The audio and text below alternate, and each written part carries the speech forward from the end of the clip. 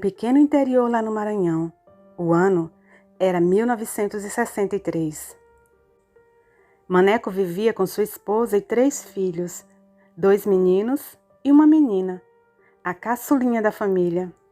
Ela era o xodó de seus pais. Viviam em um pequeno sítio bem afastado da cidade. Ele criava umas galinhas, plantava alguns legumes para seu próprio consumo. E quando a produção era boa, ele levava alguns legumes e ovos para vender na pequena cidade de Rancho Doce. Possuía também um cavalo e uma carroça, que era o meio ao qual dispunha para chegar até a cidade quando precisava. Certo dia, bem cedo, saiu em direção à cidade para vender sua produção. Chegando lá, conseguiu fazer bons negócios.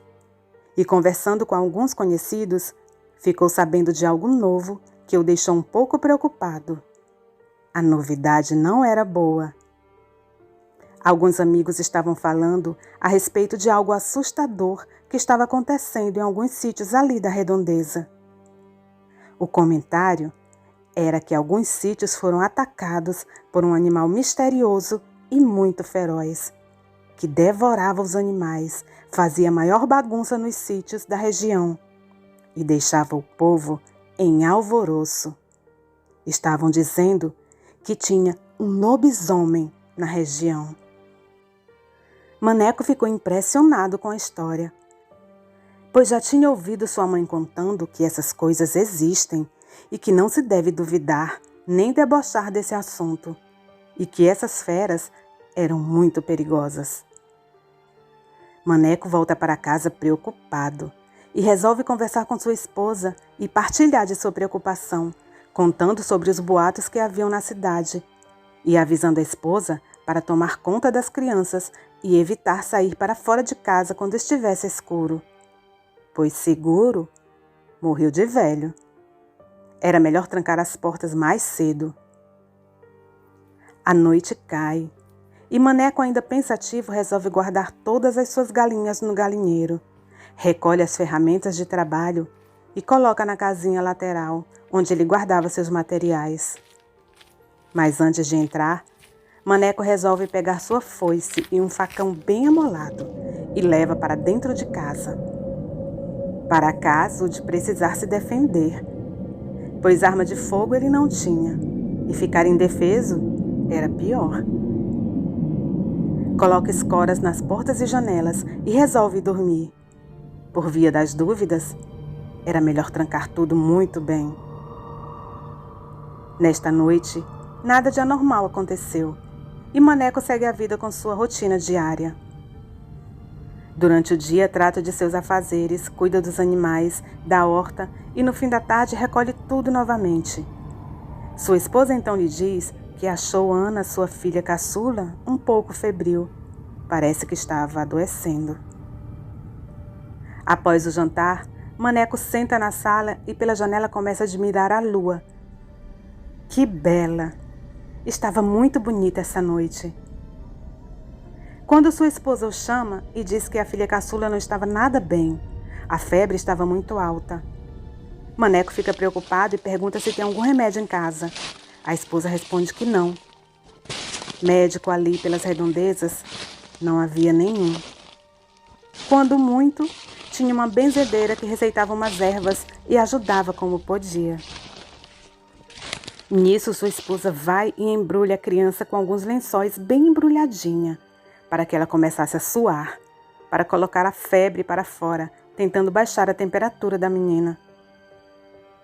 O tempo passa e já perto da meia-noite a menina piora, a febre muito alta. Ana começa a delirar. Sua esposa faz um chá e dá para a menina, mas de nada adianta.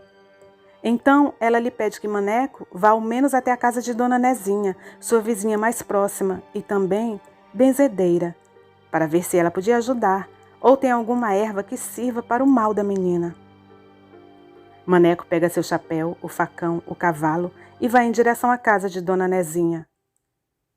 Ao chegar lá, bate na porta. Bate novamente, até que alguém de dentro pergunta: "Quem é?" Ele se identifica e José, o filho da benzedeira, abre a porta e, após ouvir as explicações de Maneco, chama Dona Nezinha. Ele explica o ocorrido a Dona Nezinha, que ele diz que tem uma erva muito boa para baixar a febre. Entrega-lhe a erva, explica como fazer o chá e ele sai apressado de volta para sua casa. Na volta, Maneco aperta o passo, querendo chegar logo, preocupado com sua filha, com medo de ela piorar. Nem se dá conta que, após um tempo, algo o segue pelo mato. O cavalo se assusta, empina na estradinha de terra, diminui o galope, relincha. Fica muito inquieto mesmo. Parecia pressentir algo. De repente, Maneco ouve um rosnado e fica atento. O cavalo começa a ficar estranho, com medo, quando de repente algo surge do mato e o derruba do cavalo. Maneco, caído no chão, olha e vê um grande animal preto, parecido com um cachorro, que o olha e rosna para ele, mostrando dentes enormes que mal cabiam na boca. Olhos vermelhos como brasa e um odor forte de cachorro molhado misturado com carniça. Era de irritar as narinas.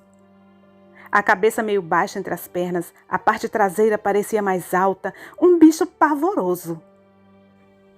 O animal se põe em posição de ataque, olha bem para ele e pula. Quando ele se prepara para levantar, o animal dá um pulo por cima dele, e mais outro, e começa a pular por cima dele, caído ali no chão. Depois de uns 7 pulos por cima dele, aquele bicho solta um uivo, avança em Maneco, lhe dá uma mordida no braço e alguns arranhões no peito, arrancando um enorme grito de Maneco. Não deu nem tempo de se defender. Foi tudo muito rápido e o medo não ajudou. De repente o bicho corre para o mato. Maneco se recompõe, puxa seu facão que carregava, espera o ataque daquele bicho, olha para os lados. Mais nada. Maneco levou alguns arranhões do bicho, peito, braço, levantou-se, ainda assustado, procura seu cavalo, mas não encontra, pois o animal com medo havia corrido. Ele rapidamente se põe a andar em direção à sua casa, muito assustado e ferido. Chegando em casa, Maneco encontra seu cavalo e conta à esposa o ocorrido na estrada. Sua esposa já tinha visto o cavalo e estava preocupada por ele ter chegado sem Maneco. Por sorte, já havia pego as ervas, feito um chá, pois deduziu que seria usada dessa forma tal erva e dado para Ana. Então Maneco explica à sua esposa todo o ocorrido. Joana ouve tudo e diz que seria bom eles conversarem com Dona Nezinha, receber uns benzimentos, já que foi má sorte a criança adoecer sem causa aparente, e ainda mais Maneco encontrar com um lobisomem na estrada, pois aquele bicho só poderia ser um. Maneco lembra das histórias que tinha ouvido e se põe a pensar. Esse bicho era coisa ruim. Seria bom mesmo pedir uns benzimentos à Dona Nezinha. Maneco concorda e no dia seguinte procura a benzedeira. Dona Nezinha ouve a história de Maneco, se mantém o tempo todo calada e só pede que ele repita a descrição do animal. Fica pensativa e quando Maneco termina sua narrativa, Dona Nezinha lhe fala: Meu filho, pela descrição do bicho que você me falou, eu acredito que só possa ser um desses lobisomens amaldiçoados que andam pelas noites à procura de sangue. E o fato de ele não ter lhe atacado mais, ou até mesmo ter lhe matado, e ainda ter pulado em cima de você, só pode ter sido por um motivo. Ele tentou passar a maldição da fera para você. Maneco se assusta e fala: O quê? Como assim passou a maldição para mim? Eu não teria que pelo menos aceitar ou pedir? Que é isso? Não, a senhora deve estar enganada. Não pode ser. Dona Nezinha pede calma e tenta explicar a Maneco. Há uma lenda, Maneco, muito antiga e pouco conhecida, que diz que se um lobisomem amaldiçoado pular 7 vezes por cima de uma pessoa, ele se livra da maldição, e a pessoa a qual ele pulou por cima passa a se transformar no bicho. Maneco entra em choque. Começa a gritar, a dizer que é mentira, que não pode ser. Começa a chorar desesperado, total. Imagine só, virar um monstro. Aquele bicho era terrível demais. Dona Nezinha se aproxima tentando acalmar Maneco. Pede que ele sente em uma cadeira e começa a rezar nele umas orações em uma língua estranha.